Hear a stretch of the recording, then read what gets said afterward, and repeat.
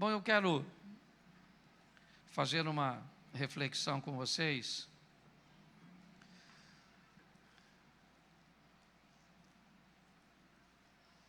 Uma das passagens bíblicas que eu sempre usei para nortear a minha vida é 2 Crônicas, capítulo 29.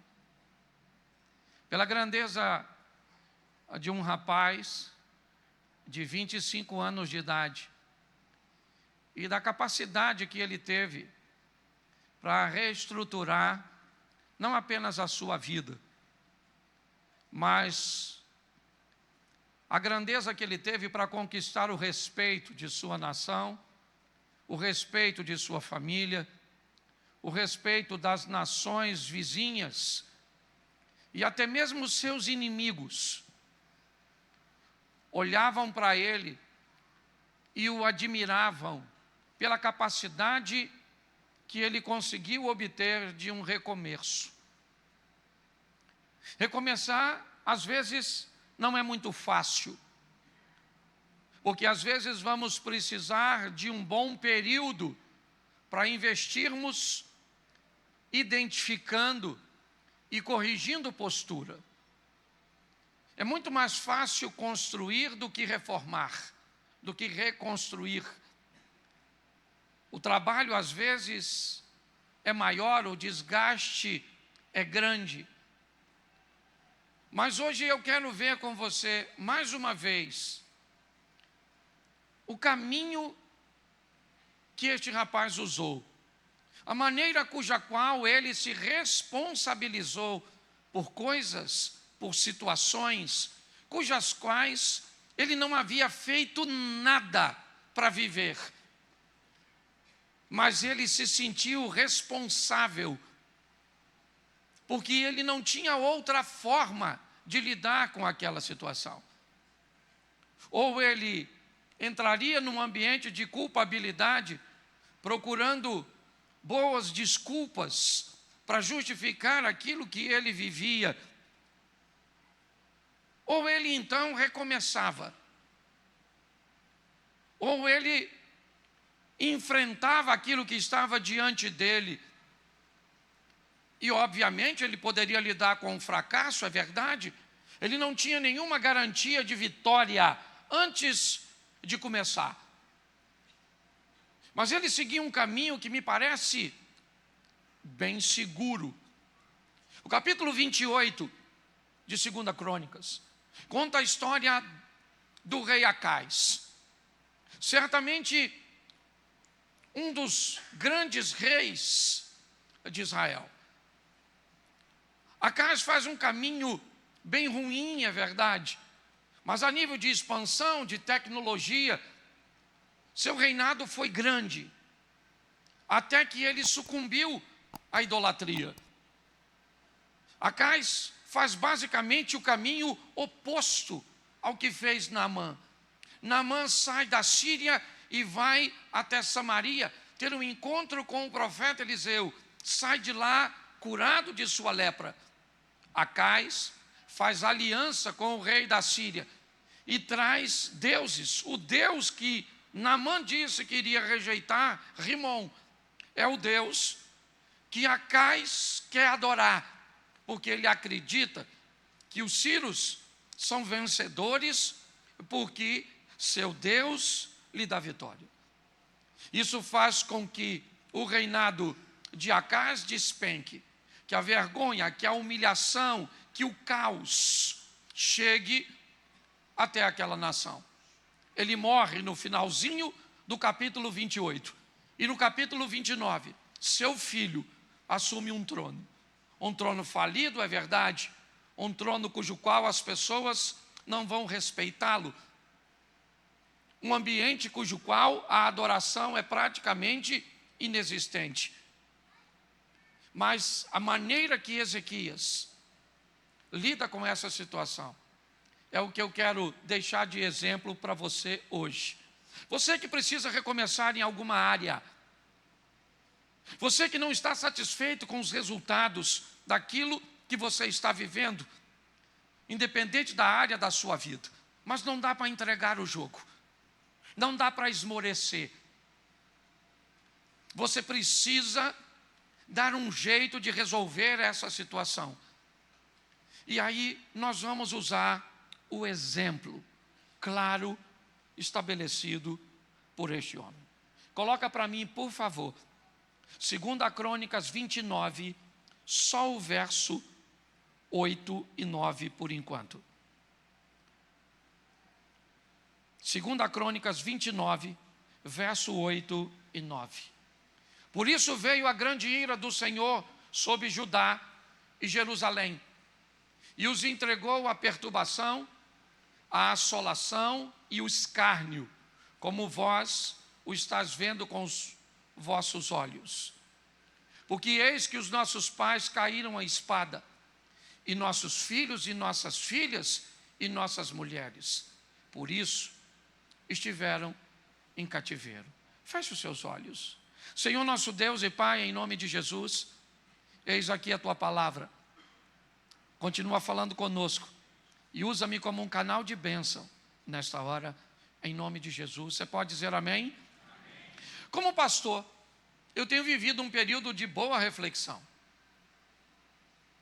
E nas minhas reflexões eu comecei a perguntar a Deus o que eu, como pastor de uma igreja, gostaria de fato que essa igreja vivesse, que essa igreja experimentasse. Qual seria o sonho de um líder, de um pastor, para aquelas pessoas que caminham com ele? O que um pastor gostaria de ouvir em torno, certo, da reputação de suas ovelhas, da reputação das pessoas que caminham com ele? E mais, qual é o nível de responsabilidade e poder transformador que um pastor tem sobre as pessoas? Ele vai precisar entender isso com muita seriedade e de uma forma muito sóbria, porque senão, primeiro, ele pode transferir o mau comportamento das pessoas para a sua falta de habilidade ou para um erro cometido.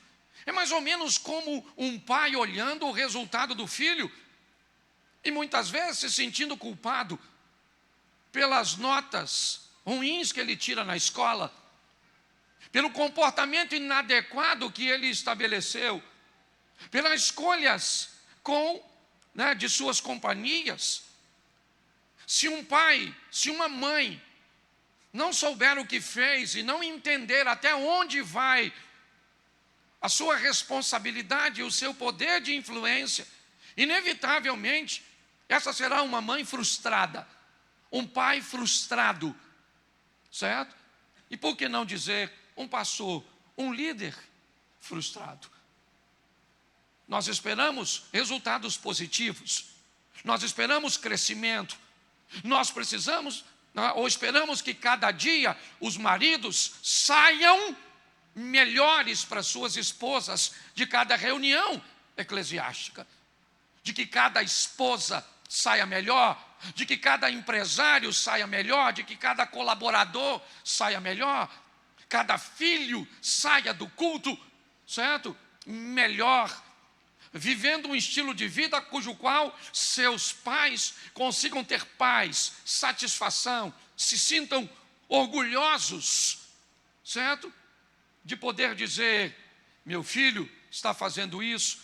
Todos nós temos a expectativa disso. Mas até onde vai a nossa responsabilidade? E que controle precisamos ter sobre o nosso desejo sobre isso? E sermos maduros o suficiente para entendermos que pessoas serão capazes de fazer suas próprias escolhas. O que nós precisamos é direcionar segundo a palavra do Senhor. Então nós temos algo precioso nos 2 versículos que eu te mostrei agora. Nós temos alguém que sabe onde está e o que está vivendo. Nós vamos ver a clareza cuja qual Ezequias enxerga o seu presente. Não interessa o passado. O futuro também ainda não é uma realidade. O que ele tem é o seu presente, o hoje, o agora, o aqui. O que ele tem são os recursos, que podem ser poucos, podem ser insignificantes. O que ele tem é o apoio. Que apoio? Talvez não o que gostaria, mas o que tem que contar. A realidade dele. Ele consegue enxergar com muita clareza.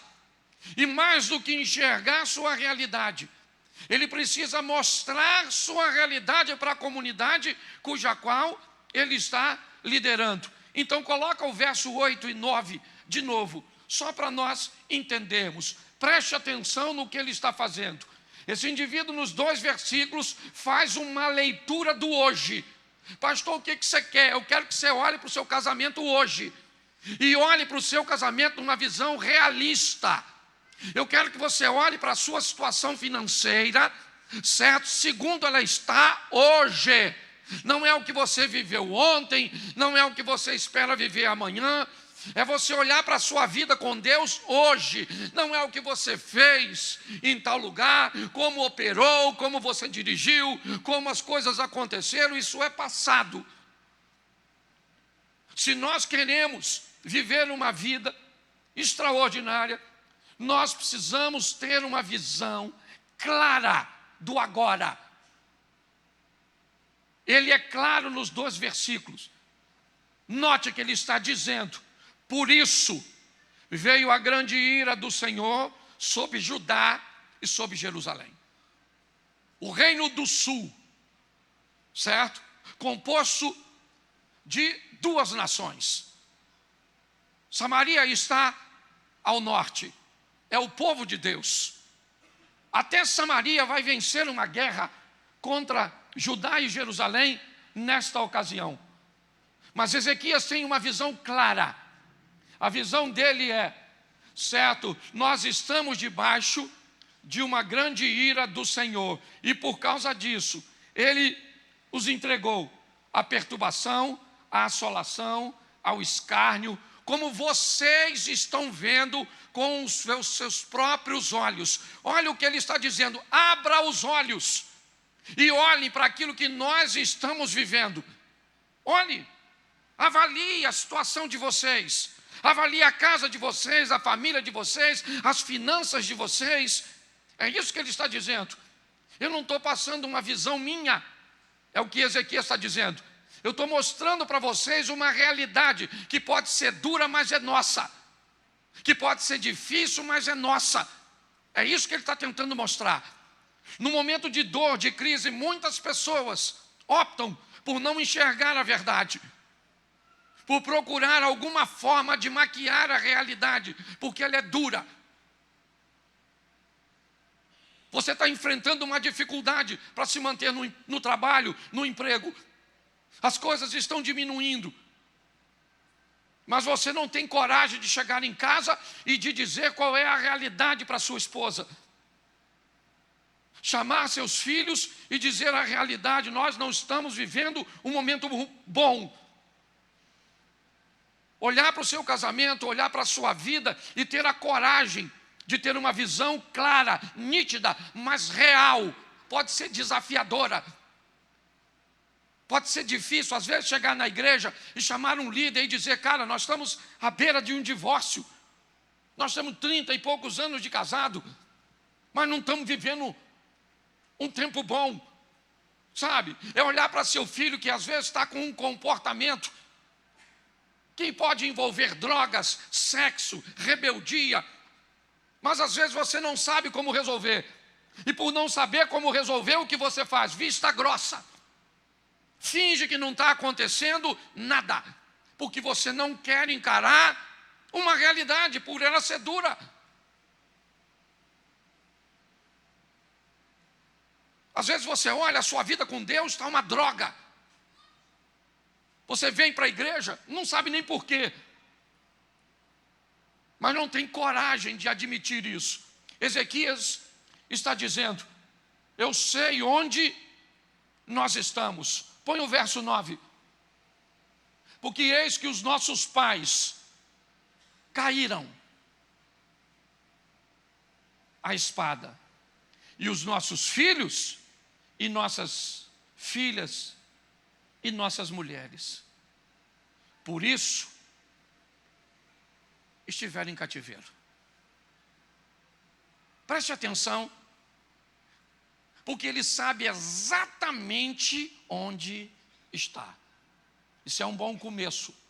Mas mais do que saber onde está, é importante você conseguir descobrir o que te levou para essa situação.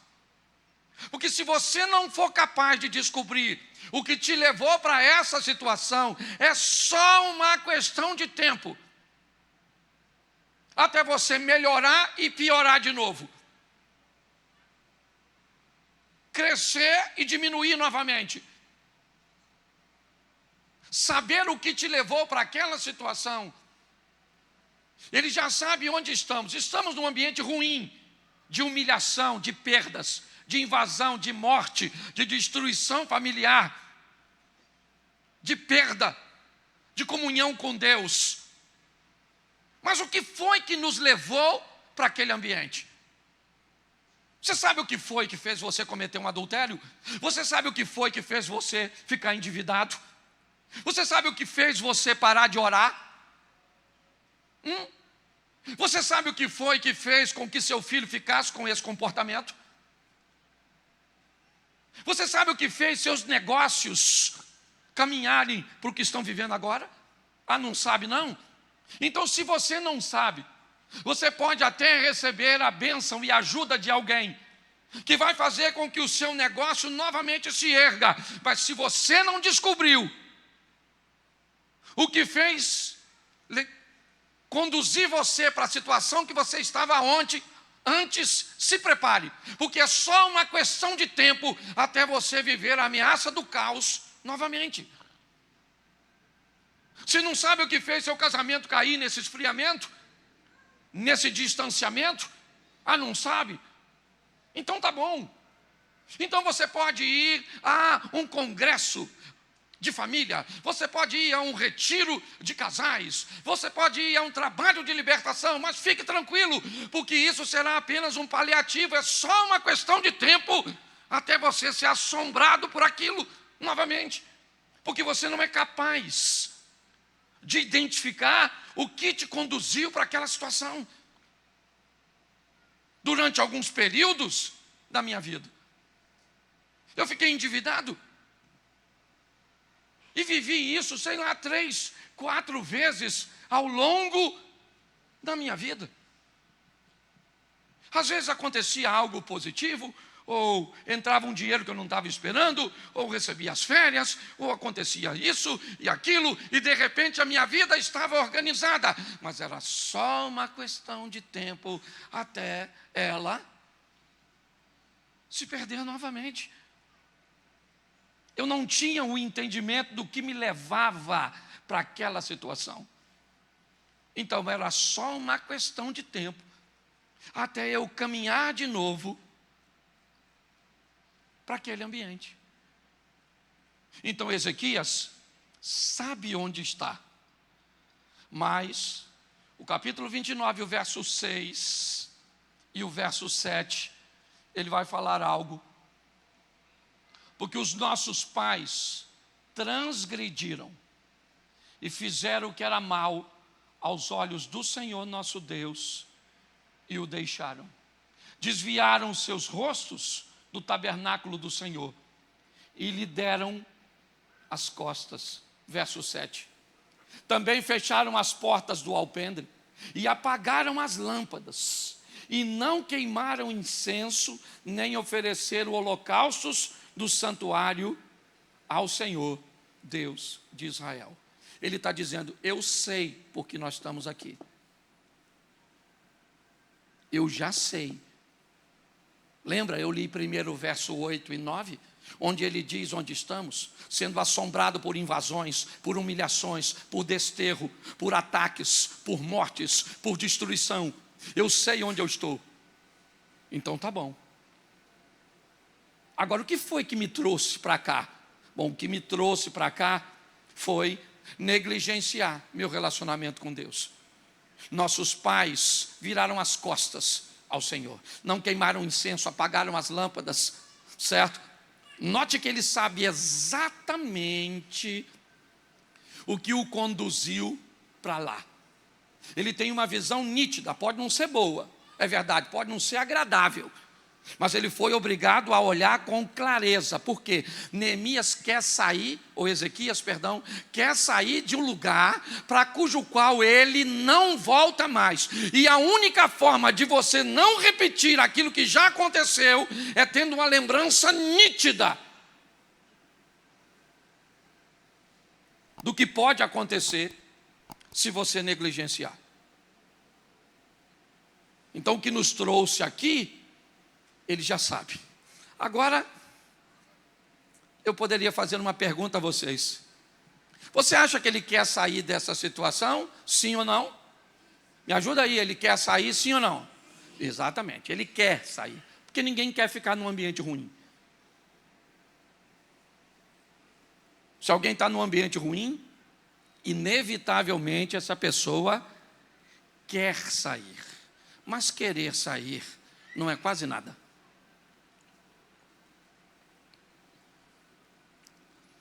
O querer sair é apenas uma fração pequenina que algumas pessoas escutam o tempo inteiro.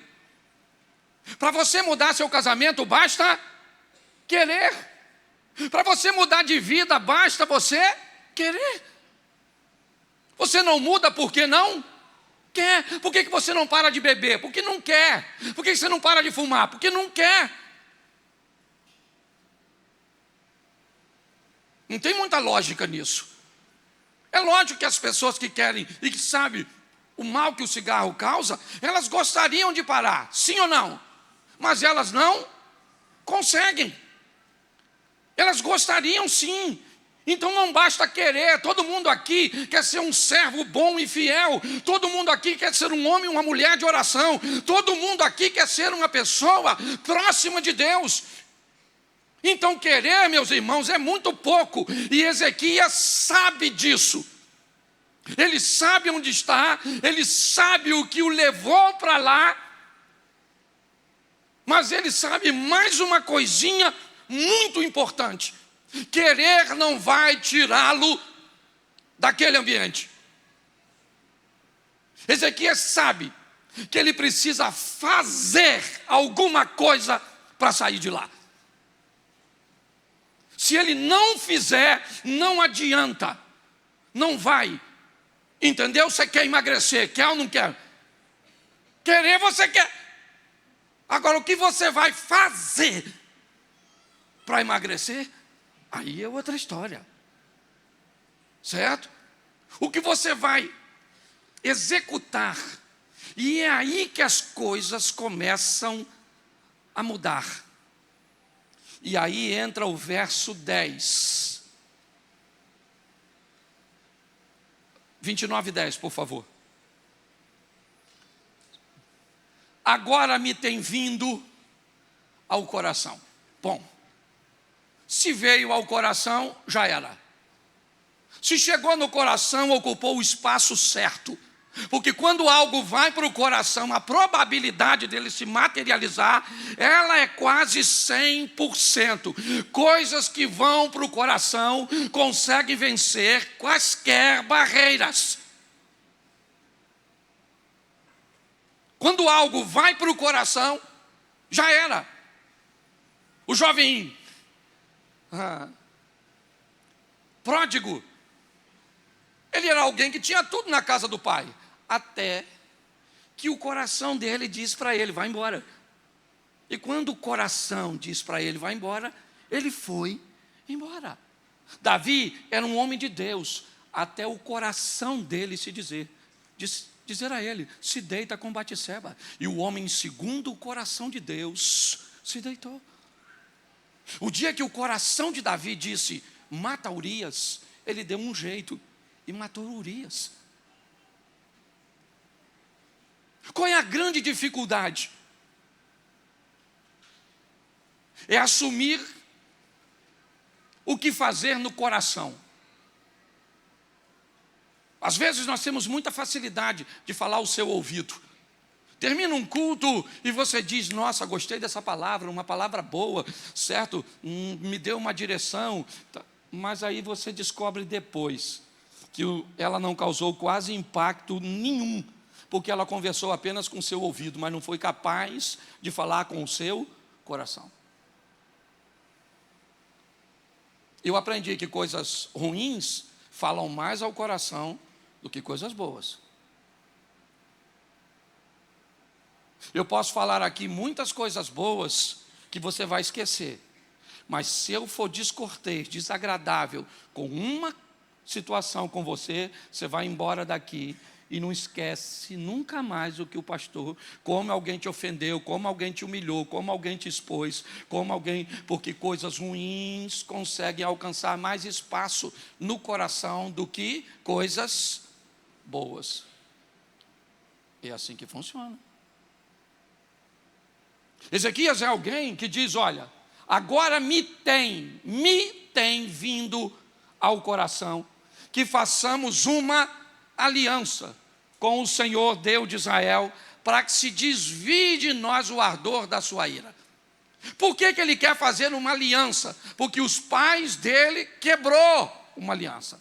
Ele já sabe, disse isso nos versículos anteriores. O que nos trouxe para cá foi uma quebra de aliança. O que eu vou fazer? Eu vou acender a lâmpada que meu pai apagou. Eu vou abrir as portas que meu pai fechou. Eu vou tirar a imundícia que meus pais fizeram. Fui eu que fiz? Não. A culpa não é minha, mas a responsabilidade é minha. A culpa é sua, da sua família, 3, 4, ter se divorciado? Não, mas é responsabilidade sua manter um casamento. É culpa sua termos tanto exemplos negativos na igreja e fora dela? Não, mas é responsabilidade sua manter uma vida decente e íntegra ao lado do Senhor dos Exércitos. Precisamos parar de procurar culpados e assumirmos responsabilidades. É ela que vai tirar essa nação dessa situação. Agora me tem vindo ao coração que façamos, preste atenção, me tem vindo para que façamos. Olha bem, não é me tem vindo para que eu vá fazer, não. Me tem vindo para que nós façamos. Ezequias está dizendo: tem algo começando dentro do meu coração, mas que vai alcançar o de vocês. Nasceu aqui, e nós vamos mudar isso. Chega de vivermos um ambiente de humilhação, de invasão, de escárnio. Chega de vivermos um ambiente de descrédito, porque nós vamos ver sair de nós o ardor da ira do Senhor. Tá bom? Mas e agora? Verso 11. Vale a pena você ler em casa depois. Me tem vindo ao coração que façamos. Verso 10. Me tem vindo para que façamos. Então vamos agora. Agora, filhos meus, não sejais negligentes, pois o Senhor vos tem escolhido para estares diante dele, para o servirdes, para serdes seus ministros e queimadores de incenso. Uma conscientização coletiva sacerdotal. Não é povo não, meu irmão. É sacerdote. Ezequias está só conversando com o sacerdote. As pessoas de referência. São as pessoas que são influencers. São influentes. São os pais, os líderes. As pessoas que podem colocar sobre o outro um pensamento, uma reflexão. Eu não sei quem é essa pessoa na sua casa. Pode ser a esposa, a cabeça. Pode ser o marido, o cabeça. Pode ser o vovô, o cabeça. Pode ser um adolescente, alguém que vai fazer isso. Alguém que vai levar para o seu ambiente uma conscientização coletiva. Este povo está perdido, mediante a essa situação. Então Ezequias chama os sacerdotes e os levitas e diz: filhos, não sejais negligentes. O Senhor vos chamou. Olha o que ele está resgatando, a identidade dessas pessoas. Ele está tentando mostrar a elas quem elas são de verdade. Não o que a situação as submeteu. Não o que o problema causou, não.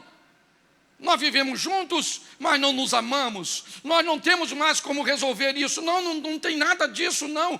Ele está chamando. Ele diz: o Senhor vos tem escolhido. Foi o Senhor que escolheu vocês para estar diante dele, para os servirdes, para ser de seus ministros e queimadores de incenso. Vamos embora, sacerdote, vamos embora, levitas. Vamos fazer isso. Verso de número 15. Vamos embora, aqui é muita informação. E ajuntaram seus irmãos e santificaram-se, e vieram conforme o mandato do rei, pelas palavras do Senhor, para purificarem a casa do... Isso, vamos tirar do santuário a imundícia. Vamos tirar do santuário tudo aquilo que não deveria ter lá. Na época, o santuário, a casa do Senhor. Hoje, eu e você. Não se tira hoje do santuário, tira de dentro de nós coisas que não agradam a Deus, coisas que Deus reprova. Olha o que ele está dizendo. Ele está chamando os sacerdotes e os levitas a uma purificação e uma santificação. Vamos tirar, vamos remover essas coisas. Vamos embora, gente. E eles começam este processo de remoção. Hábitos, ambientes, companhias, vocabulários. Eu não sei o que nós temos que tirar. A minha proposta aqui é dizer que nós precisamos nos purificar e nos santificar. Porque é isso que faz a diferença. É olhar e ver. Eu fui chamado para quê?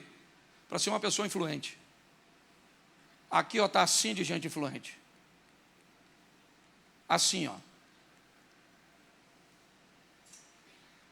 Está assim de gente que exerce influência sobre grupos, relacionamento de amizade, reuniões, frequência em casa, certo? Pedidos de conselho, ok? É assim que funciona. E nós não temos problema nenhum com isso. Mas a proposta é fazer com que essas pessoas promovam a purificação e a santificação das pessoas. É isso que ele está promovendo. E o verso 28 do capítulo 29, coloca aí, por favor. E toda a congregação, agora sim, agora toda a congregação se prostrou. Quando entoavam o canto e as trombetas eram tocadas.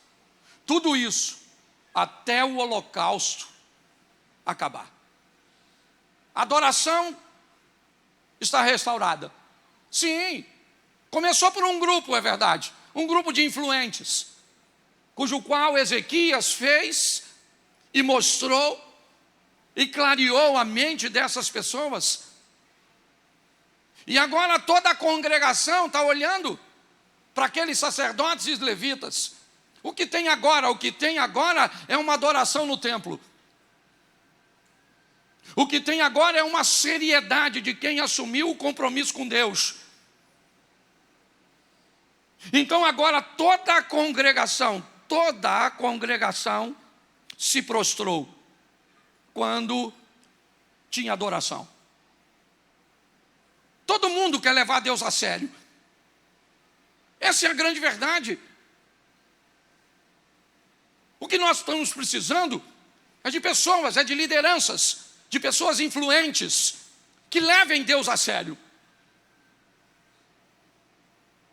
A comunidade está aí. O povo quer servir a Deus, Ezequias sabia disso. Então agora toda a congregação está adorando ao Senhor, está em adoração. É verdade que, se você analisar direitinho, parece que ainda não aconteceu muita coisa. Israel continua sob o domínio da Síria. As nações vizinhas sabem que Judá é uma nação fraca, pequena, desprezada, que todo mundo invade.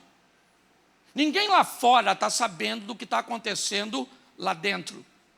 Quem sabe é Ezequias, quem sabe são os sacerdotes e levitas, quem sabe é o povo. O povo sabe que agora tem adoração, que está todo mundo de branquinho, que há uma fumacinha saindo, certo? Do ambiente de adoração. Mas lá fora, ninguém sabe disso ainda. Note que a verdadeira transformação, ela não acontece de fato para que os outros vejam, a não ser ao seu tempo.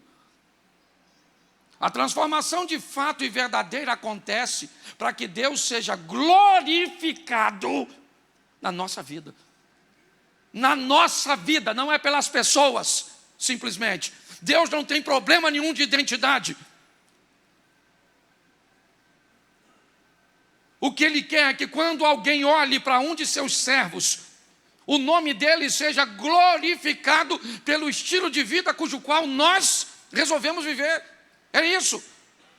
E isso precisa ser resgatado. Essa é a grande verdade. No capítulo 30, no verso 15. Vamos adiantar um pouquinho. Capítulo 30, verso 15. Bota o 30, 15. Então sacrificaram a Páscoa no dia 14º do segundo mês, e os sacerdotes e levitas envergonharam e se santificaram e trouxeram o holocausto à casa do verso 21. Coloca o 21, por favor. Isso. E os filhos de Israel, que se achavam em Jerusalém, celebraram a festa dos pães ázimos 7 dias, com grande alegria, e os levitas e os sacerdotes louvaram o Senhor, dia em dia, com estrondoso instrumentos ao Senhor. Observe bem esse texto. Duas coisas estão acontecendo aqui. A festa da Páscoa. Ezequias pede e é aconselhado a celebrar a festa da libertação, a festa da memória do que o povo já viveu, do que Deus já fez, certo? A misericórdia de Deus através de Moisés e de seu irmão, entrando no Egito, livrando aquele povo com mão forte e poderosa de uma das nações mais poderosas. A festa dos pães ázimos, 7 dias, sem fermento, certo? Sem mistura, algo puro. A pureza, a santidade, a proximidade, o comprometimento com Deus, é o que Ezequias quer mostrar para todos. Todos estão olhando. Eu não sei se as outras tribos vão sair de Samaria, mas pelo menos aquele povo que estava debaixo da tutela de Ezequias está lá. Agora com as lâmpadas acesas, portas abertas, sacerdotes cantando e queimando incenso. Agora o povo louvando, bendizendo e adorando ao Senhor. Ganharam alguma guerra? Não ganharam guerra nenhuma. Receberam algum benefício aparente? Não receberam benefício nenhum. Quem morreu, morreu. Quem se perdeu e pronto. O que eles têm é o prazer do hoje, do agora, de olhar para aquele ambiente e ver uma fumaça dentro daquela casa que simbolizava a presença de Deus no meio do povo. E Deus é o suficiente, pelo menos deveria ser. Só que, capítulo 30, verso 15, estou terminando. 30, 15. Então, sacrificaram. Eu já dei esse texto. Vamos lá. Capítulo 32, verso 1. 32, 1. Preste atenção. Deixa eu recapitular com você. Ezequias olhou e disse: eu estou aqui e não estou satisfeito. Ezequias disse: eu sei o que me trouxe para esse lugar que eu não quero estar. Ezequias disse: querer sair daqui não me tira daqui. Eu preciso fazer alguma coisa para sair. E para sair daqui, eu tenho que fazer o contrário do que fizeram nossos pais. Então eu estou resolvido, mas eu quero a consciência dos influentes. Eu quero e precisamos da purificação e da santificação. Vamos precisar de restaurar a adoração. Então ela está restaurada. Vamos celebrar a Páscoa para mexer na memória de alguns que estão desanimados e se lembrar do que Deus já fez, pois Ele continua onde sempre esteve, no trono de sua glória. Vamos fazer a festa dos 7 dias, certo? Onde vamos nos abster de toda impureza. E com isso, vamos estabelecer o fim da idolatria. Agora não tem mais espaço para Rimon e para nenhum outro Deus. Mas agora vem a hora da verdade. Capítulo 32, verso 1. Depois dessas coisas e desta verdade, veio Senaqueribe, rei da Assíria, e entrou em Judá. Acampou-se contra as cidades fortificadas e intentou apoderar delas. Senaqueribe, filho de Tiglade, chega com uma multidão que era impossível contar. Vai cercar a cidade, vai impor o terror. Depois de tudo que Ezequias fez,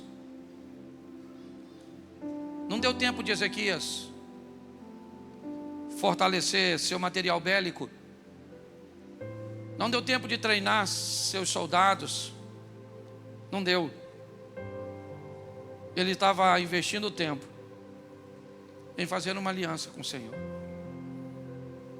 Ezequias não disse que estava vivendo aquilo porque faltava dinheiro, porque faltava armas, porque o governo era corrupto, porque o ministro da Justiça abusava de tudo. Não era porque o bairro estava numa comunidade desfavorecida. Não é porque a economia estava em decadência. Ezequias disse: nós estamos aqui porque Deus foi embora. Se Deus voltar, as coisas mudam. Depois de tudo que ele fez, quebrou os postes, acabou com a adoração, estabeleceu a Páscoa, os pães ázimos, a restauração da adoração, a purificação, santificação, conscientização coletiva. Lá está o maior inimigo.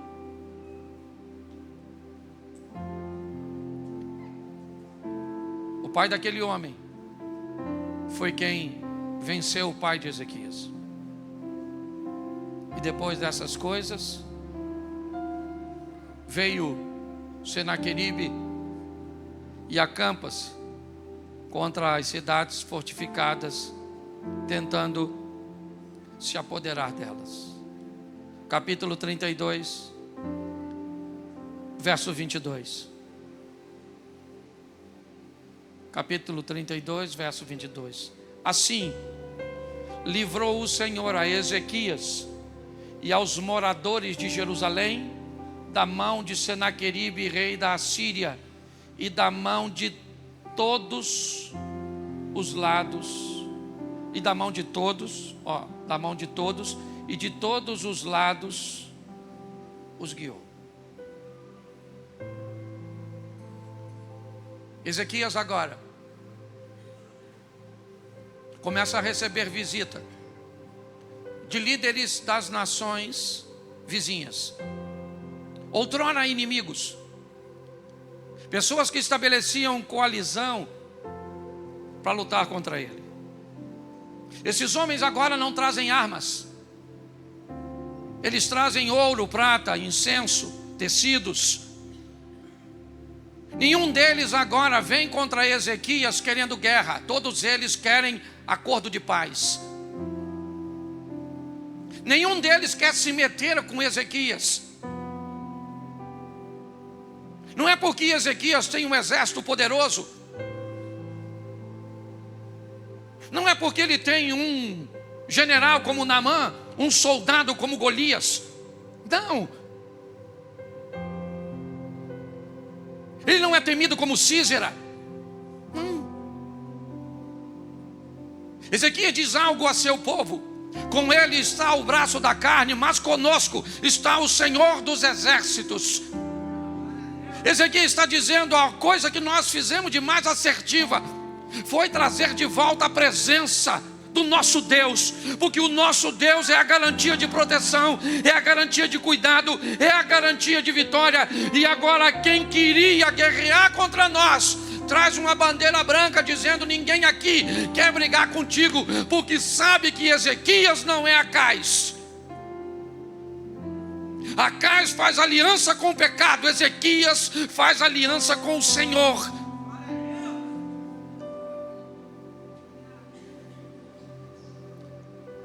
Dava até para acabar aqui, não dava?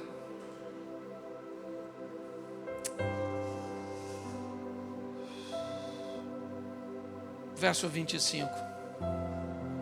Se a Bíblia não tem vergonha de mostrar, não sou eu. Mas não correspondeu Ezequias ao benefício que lhe fora feito, porque o seu coração se exaltou, e por isso veio a grande ira sobre ele e sobre Judá e Jerusalém. Pastor, por que usar esse texto? Por que não deixar terminar, porque a proposta é nos dar um alerta de que você vive com Deus hoje não serve para sempre. A vida com Deus é diária. Conhecer e prosseguir conhecer ao Senhor. Você viverá de glória em glória. Você viverá de fé em fé. Não interessa o que você fez ou quem você foi. O amanhã não quer saber isso. O amanhã quer saber apenas quem você será. Infelizmente, Ezequias cresceu bastante, prosperou como ninguém. Se não bastasse a sua boa gestão, se não bastasse a presença de Deus, ele ganhou a notoriedade, ele ganhou a notoriedade, ele ganhou o respeito, ele ganhou a admiração, ele ganhou o medo daqueles que estavam ao seu redor, e não soube lidar com o sucesso. Foi bom para lidar com o fracasso. No fracasso, ele teve um alto poder de recuperação. Cuidado quando você estiver emagrecendo. Cuidado quando você estiver bonita. Cuidado quando você estiver ganhando dinheiro. Cuidado quando você estiver numa posição onde a admiração, o respeito estarão focados em você. Para Satanás, o interessante é te derrubar. Se é te derrubar com o caos, ele vai usá-lo. Se é te derrubar, certo? Dando a você aquilo que a maioria de nós queremos, o reconhecimento, ele teve problema. É verdade. Seu coração se exaltou. A soberba que precede a ruína também alcançou o coração de Ezequias. Esse é um grande alerta nosso, para nós. É obviamente que ele vai se arrepender. A história dele termina até legalzinho, não tão bem quanto deveria, não tão bem quanto um cara como Moisés, não tão bem quanto um cara como Abraão, não tão bem quanto um cara como Isaac. Não foi tão gloriosa,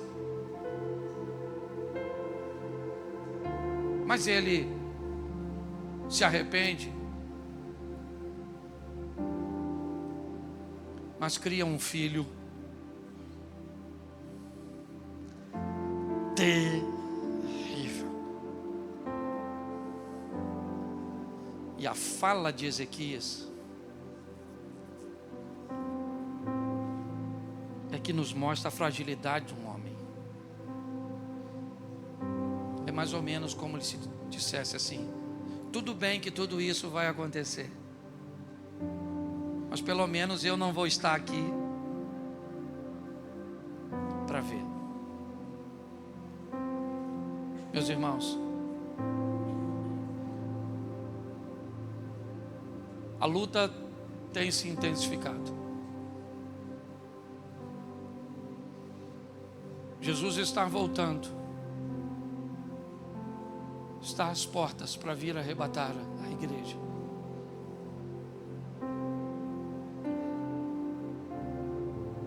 Arrume sua mochilinha, prepare-se. Quando será que ele vem, pastor? Como é que vai ser? Tenha pouca preocupação quanto a isso. Concentre-se em viver uma vida de santidade, porque a hora que ele voltar e a trombeta tocar, os mortos ressuscitarão primeiro, mas nós vamos ouvir o chamado, o alarido do nosso Senhor que está voltando para nos buscar. Olhe com clareza para o seu hoje. Tome decisões que leve você para um ambiente de sucesso. E o sucesso de verdade está em colocar Deus no centro de tudo.